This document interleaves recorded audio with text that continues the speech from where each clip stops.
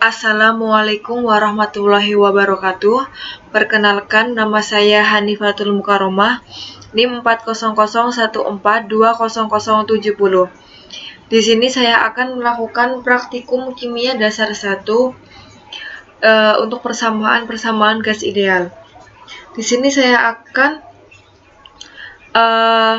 mengamati hubungan antara suhu dengan tekanan, yang kedua volume dengan tekanan, yang ketiga suhu dengan volume, yang keempat jumlah partikel dengan suhu, yang kelima jumlah partikel dengan volume, dan yang terakhir jumlah partikel dengan tekanan. Nah, yang pertama yaitu hubungan suhu dengan tekanan. Sebelumnya alat dan bahan untuk praktikum, yaitu di sini ada termometer untuk mengukur suhu. Nah, di sini adalah untuk alat untuk mengukur tekanan. Nah, di sini ada pompa, ada wadah untuk partikel, dan bahannya yaitu menggunakan partikel atau atom-atom. Yang pertama yaitu hubungan suhu dengan tekanan. Di sini saya akan memasukkan partikel 50.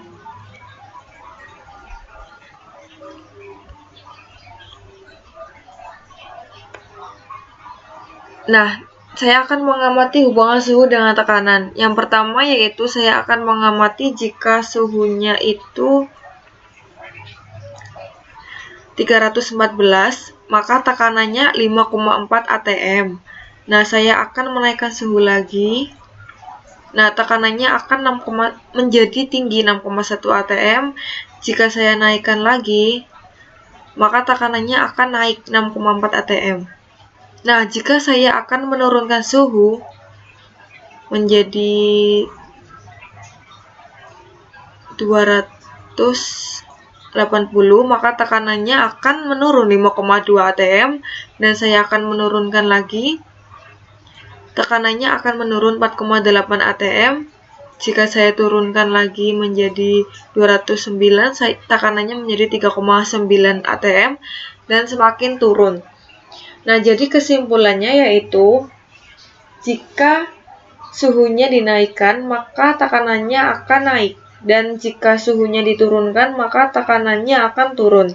Hal ini sesuai dengan hukum Gay-Lussac bahwa hubungan tekanan itu berbanding lurus. Nah, yang kedua yaitu hubungan volume dengan tekanan.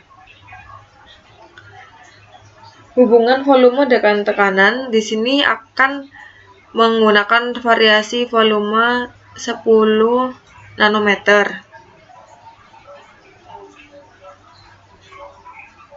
Nah, kita mengamati tekanannya ketika volumenya 10 nanometer, tekanannya 4,1 atm. Jika volume diperbesar menjadi 11, nah tekanannya akan turun 3,7 atm. Jika volumenya diperbesar lagi, tekanannya akan makin turun. Nah, jika saya akan memperkecil volume 7, nah tekanannya akan naik 5,8 atm. Saya turunkan lagi, tekanannya akan naik 6,7 atm, dan saya akan turunkan lagi, tekanannya akan semakin naik 8,1 atm. Jadi kesimpulannya yaitu jika volumenya diperbesar, maka tekanannya akan turun. Nah, jika volumenya diperkecil, maka tekanannya akan naik. Hal ini sesuai dengan hukum Boyle bahwa volume dengan tekanan itu berbanding terbalik. Nah, yang ketiga yaitu hubungan suhu dengan volume. Di sini saya akan mengeklik pressure terlebih dahulu.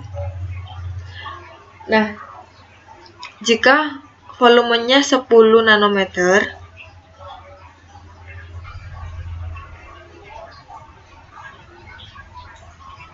maka suhunya 417 Kelvin. Nah, jika saya memperbesar volume. Nah, suhunya akan naik 464 Kelvin. Saya memperbesar lagi. Suhunya makin naik 513 Kelvin. Nah, jika saya akan memperkecil volume, maka suhunya akan semakin kecil 265 Kelvin. Saya turunkan lagi, suhunya makin kecil 236 Kelvin. Saya akan memperkecil lagi, suhunya makin kecil 209 Kelvin. Jadi kesimpulannya yaitu jika volumenya diperbesar maka suhunya akan naik. Jika volumenya semakin kecil maka suhunya juga makin kecil. Hal ini sesuai dengan hukum Charles bahwa suhu dengan volume itu berbanding lurus. Nah, yang keempat yaitu hubungan jumlah partikel dengan suhu. Nah, jadi kita akan mengamati jumlah partikel dengan suhu. Saya akan mengamati jumlah partikel mulai dari 60.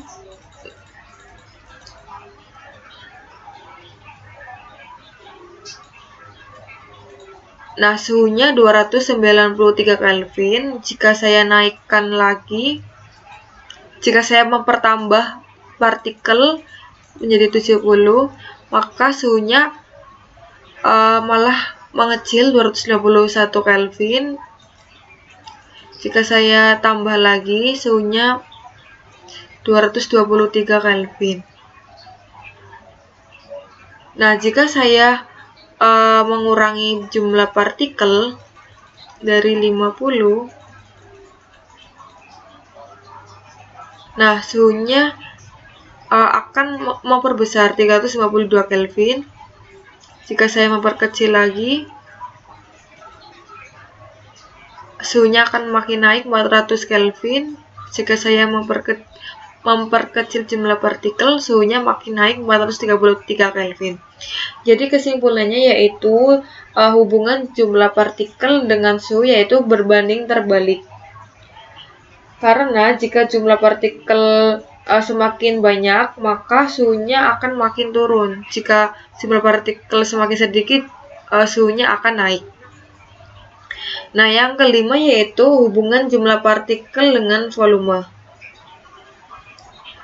Saya akan mengeklik bagian pressure survey. Nah, jika jumlah partikelnya saya akan mulai dari 50.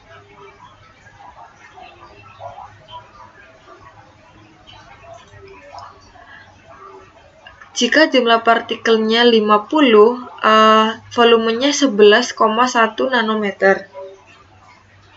Nah, jika saya memperbanyak jumlah partikel, maka volumenya akan makin membesar 12,5 nanometer. Jika saya akan memperbanyak jumlah partikel sampai 60, volumenya juga akan makin banyak memperbesar yaitu 13,4 nanometer.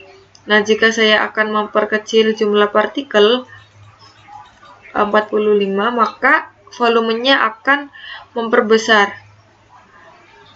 Volumenya akan menjadi 8,9 nanometer. Jika saya akan memperkecil, volumenya menjadi memperkecil juga 7,8 nanometer. Saya akan memperkecil lagi. Volumenya makin kecil juga 6,2 nanometer. Jadi kesimpulannya yaitu jika jumlah partikel diperbanyak, maka volumenya akan memperbesar. Nah, jika jumlah partikel semakin sedikit, maka volumenya juga makin kecil. Hal ini yaitu hubungan jumlah partikel dengan volume yaitu berbanding lurus. Nah, yang terakhir yaitu hubungan jumlah partikel dengan tekanan. Di sini saya akan memvariasikan jumlah partikelnya dari 50. Nah, tekanannya 8,4. Jika saya akan memperbanyak jumlah partikel sampai 60, tekanannya makin naik 10,1 atm. Saya akan nambah lagi jumlah partikel, tekanannya makin naik 11,8 atm. Nah, jika saya turunkan tekanannya menjadi 4,45. Tekanannya makin turun 6,9 atm. Jika saya turunkan lagi, tekanannya makin turun 6,3 atm. Saya turunkan lagi, tekanannya makin turun 4,6 atm. Jadi kesimpulannya yaitu, jika jumlah partikel semakin banyak, maka tekanannya juga akan makin besar atau akan naik. Jika jumlah partikelnya makin kecil, tekanannya akan semakin turun. Jadi hubungannya itu antara jumlah partikel dengan tekanan yaitu berbanding lurus. Nah, mungkin sekian penjelasan video dari saya tentang persamaan-persamaan gas ideal. Apabila banyak kesalahan mohon dimaafkan. Wassalamualaikum warahmatullahi wabarakatuh.